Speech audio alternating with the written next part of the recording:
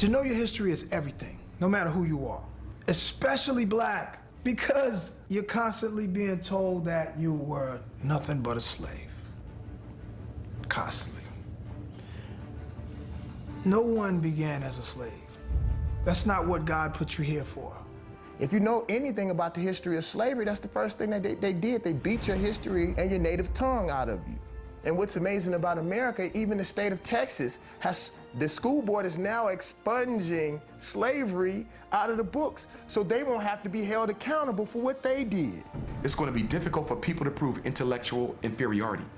That's why even in our textbooks in school, they don't like to teach our children about black inventions.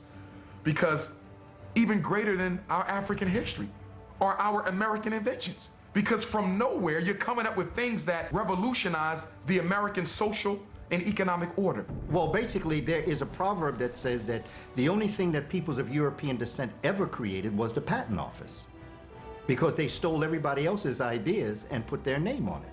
During slavery, because you were the property of your master, a lot of what we invented was automatically given credit to the master. The credit was forwarded to the master because we was property. We weren't allowed to take fame or notoriety for the things we created. Anything that made work easier. Why would white people want to invent something that make work easier when they had black folks to do it? You have a huge incentive to try to get things to move smoothly so that, you don't get any more lashes. Or somebody doesn't now have to sell someone else in your family. There was a lot of incentive to create inventions. And that's another thing. Most of our black inventors had to deal with idea theft. White folks would come in and say, we did it first because we didn't necessarily know the process or have the money to patent our inventions. So white folk will find out what a black person invented and go do it real fast and get their application in, because back then the process wasn't as thorough as it is now. Whoever got their application in first to the patent office, that's who got the patent. So we got thousands of inventions by black people. We'll never even know it because of the fact that they were stolen. They don't want anyone to know that we invented things. If it wasn't for black people, white people couldn't take a dump. A black man invented the toilet, and he just made it white on purpose.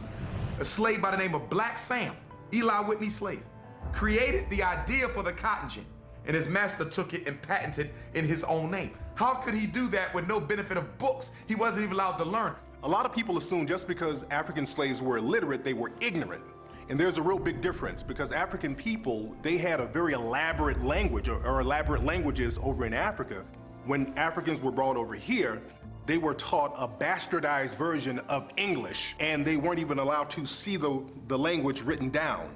And they were taught the language by lower class Europeans who were living in the South. So even though there was that major obstacle, blacks still did phenomenal things. Thomas Edison was known for stealing people's inventions. He was known for taking the inventions of a few African-American inventors. Lewis Latimer, Granville T. Woods actually went to court with Thomas Edison, and Granville T. Woods actually won his case. Thomas Edison tried to bring Granville T. Woods to court on that invention. And I just saw a commercial for Mazda, I believe, cars, where they said, here's a man holding 1,000 patents. Well, 90% of them he stole.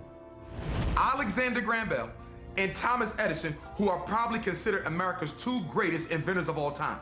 But guess who was designing their blueprints for the patent application?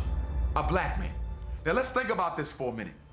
If you invent something, why do you need me to do the blueprints for the patent application? If it's your idea, how in the hell can I do the blueprints for it? You can't do the blueprints for my idea. I have to do them. So if Latimer is doing the blueprints, if he is your chief draftsman, and he's doing your blueprints for your patent application, Alexander Graham Bell, did you invent the telephone? Or did Lewis Latimer invent the telephone? Thomas Edison had a whole troop of people that was in his sweatshop, and depending on the invention, he would hand it over to that particular department and tell them, see what it is that does, and then do something a little different, and we'll patent that.